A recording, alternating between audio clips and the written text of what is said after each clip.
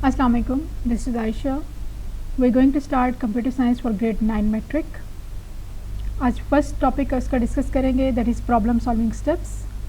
थोड़ा सा आपको बैकग्राउंड बता दूं कि जब भी आप कोई सॉफ्टवेयर डिज़ाइन करते हैं या आप मैनुअल सिस्टम से कंप्यूटराइज सिस्टम पे जाते हैं तो एक प्रॉपर स्टेप्स होते हैं इसको डेवलप करने के लिए. आज हम सिर्फ फर्स्ट स्टेप इसका डिस्कस करेंगे, that is problem solving step. So इसमें सब टॉपिक्स है. Initially you have to define a problem. A well-defined problem is the one that does not contain any ambiguity. उसमें कोई डाउट्स नहीं होने चाहिए. ये मोस्ट इंपॉर्टेंट फेज होता है कि आपको सबसे पहले प्रॉब्लम का सही तरह से डिफाइन हो, आपको पता हो कि आपने करना क्या है, आपको प्रॉब्लम क्या आ रही है. All the conditions are clearly specified and it has a clear goal. Given a problem statement, first we need to see whether the problem is defined well or not. If not, then you have to use different strategies. आपको अगर for example किसी का भी आप जाते हैं software बनाने के लिए या आप किसी कंपनी में है, सबसे पहले आपने सिर्फ क्लियरली डिफाइन करना है. अगर आपको फिर भी लग रहा है कि आप क्लियरली आपको गोल नहीं पता कि क्या करना है, सोल्यूशन क्या बनाना है, तो आप डिफरेंट अप्रोचेज यूज़ कर सकते हैं. ठीक है. इसमें फर्स्ट ऑफ ऑल आपके पास क्या है, different phase. First is gain background knowledge. We try to know the situation and the circumstances in which this problem is happening. For example अगर वो मैनुअली ये काम कर रहे हैं अभी और उन्होंने कंप्यूटराइज करना है तो उन्हें क्या क्या प्रॉब्लम्स आ रही हैं, क्या सिचुएशंस हैं, क्या सर्कमस्टांसेस हैं. In this way we can identify the given state. It also helps to know what a good solution will look like. तो यहीं से आपको अंदाज़ा हो जाएगा कि ये आपकी प्रॉब्लम्स हैं, ये उनको प्रॉब्लम आ रही है, तो इनको हम रेक्टिफाई करें तो आपके पास क्या सोल्यूशन आना चाहिए. सेकेंड अप्रोच आपकी क्या हो सकती है, use guesses. We try to guess an unknown information through appropriate guesses by using your past experience. Let's suppose आप किसी सुपर स्टोर का बनाने लगे हैं कोई सॉफ्टवेयर या उनको इम्प्रूव करने लगे हैं, आपने पहले भी बनाए हुए 2-3, तो आपको अंदाज़ा हो जाएगा सुपर स्टोर्स में ये प्रॉब्लम्स आती हैं.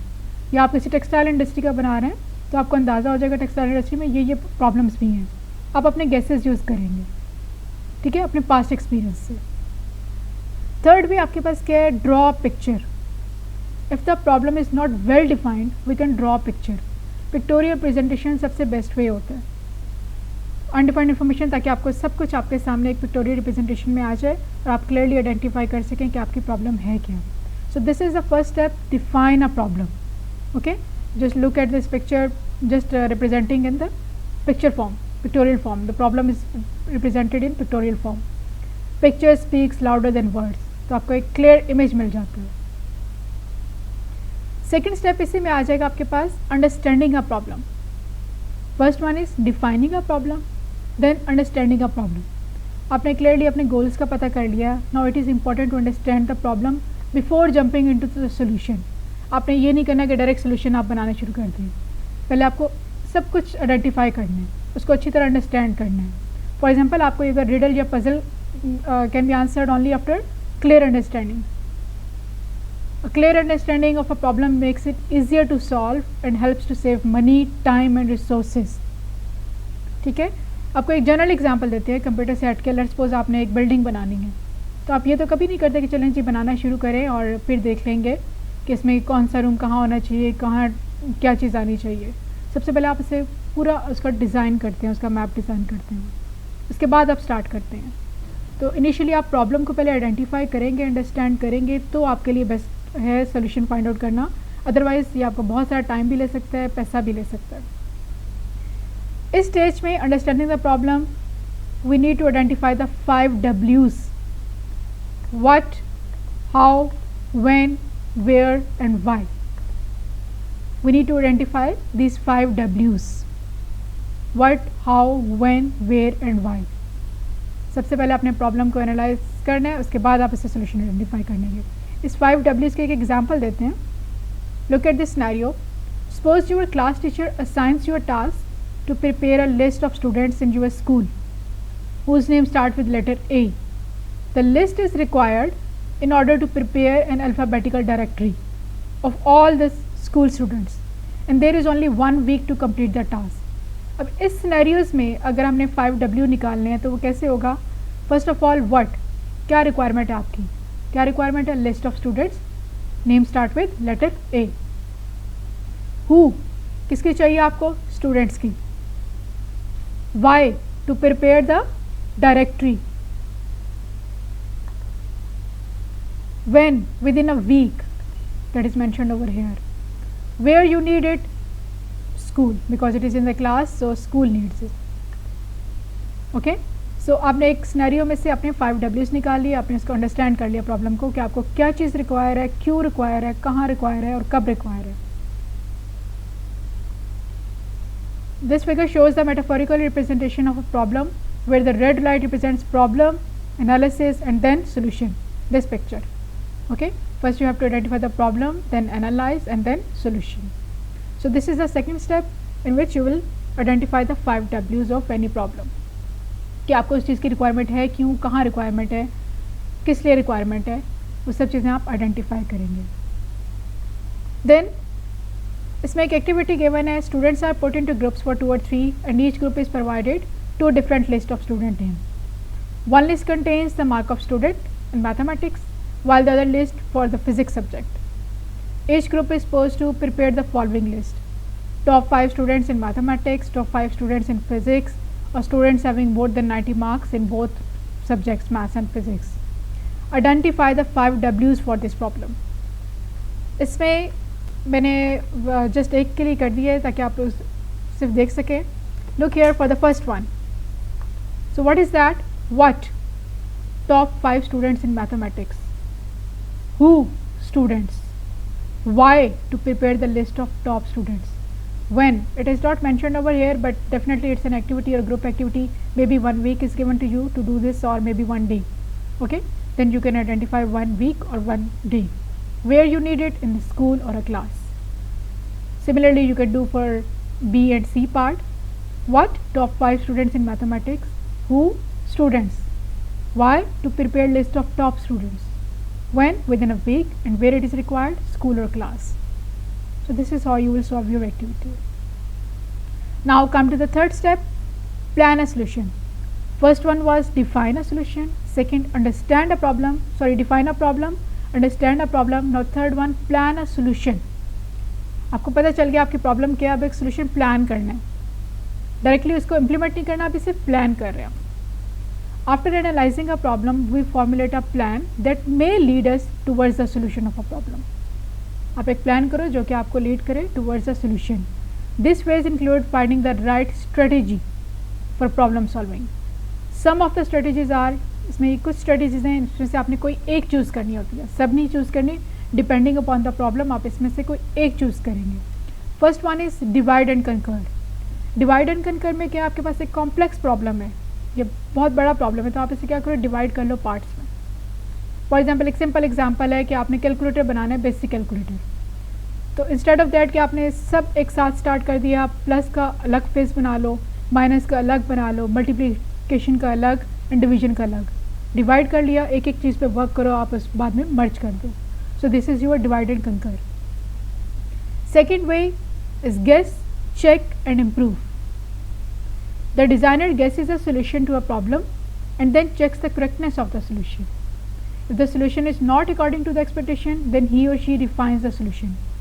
आपने अगर कोई प्रीवियस इस तरह किया हुआ है तो आप इसे गेस करें, और अगर कोई माइनर प्रॉब्लम है आप इसे गेस कर सकते हैं, ठीक है जी इसका ये इम्प्रूवमेंट हो सकती है. अगर तब भी आपको एग्जैक्ट रिजल्ट नहीं मिला, उसको रिफाइन करते रहें. और ये आइटरेटिव प्रोसेस है. आइटरेटिव मतलब कि रिपीट होता रहता है, ठीक है, इसके इम्प्रूवमेंट के लिए. थर्ड स्ट्रेटेजी आप क्या कर सकते हैं, एक्ट इट आउट. आप एक टू डू लिस्ट बना लें, आपको जो लगता है कि ये स्टेप्स होने चाहिए, एक टू डू टास्क बना लें एंड 1 by 1 आप इसे परफॉर्म करते जाएं. फोर्थ वे आपके पास क्या है, prototype, mean draw. This technique draws a pictorial representation of the solution.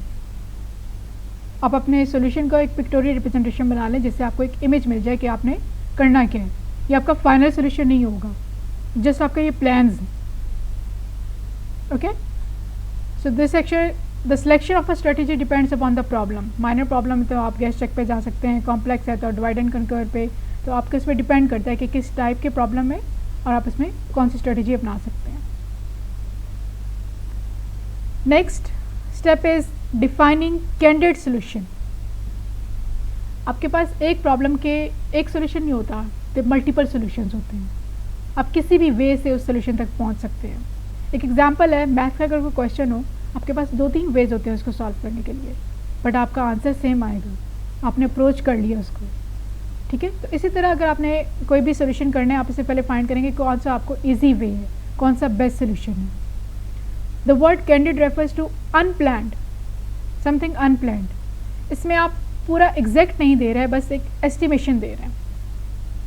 आप क्या कर रहे हैं, जस्ट एक एस्टिमेशन दे रहे हैं बाय फाइंडिंग द एग्जाम्पल। इसमें दिया है कि अगर आपको क्रिकेट प्लेयर्स फाइंड आउट करने हैं पूरे स्कूल में से, तो आप क्या करते हैं, एक क्लास में से ले लेते हैं एवरेज कि कितने बंदे हैं इंटरेस्टेड हैं क्रिकेट में, उससे फिर आप मल्टीप्लाई कर लेते हैं टोटल नंबर ऑफ क्लासेस से, instead of finding for the whole school.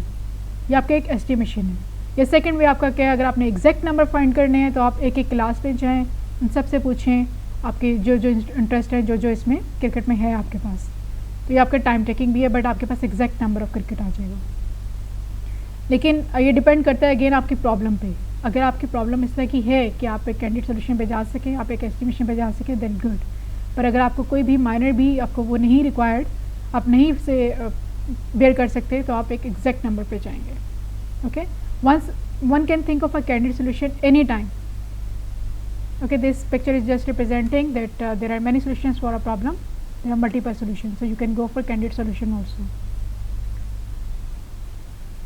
Okay, this activity is basically practical type, or you can do it in the class, so I am not going to explain this one. Come to the last part of this topic, selecting the best solution. Last part, okay, selecting the best solution.